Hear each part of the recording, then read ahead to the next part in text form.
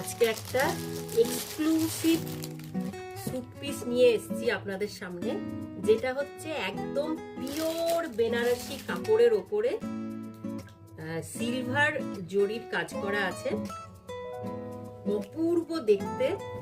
এই হচ্ছে সেই স্যুট পিসটার, এটা হচ্ছে দুপাট্টা, এইটা হচ্ছে টপ। প্রত্যেকটা 2.5 মিটার করে আছে।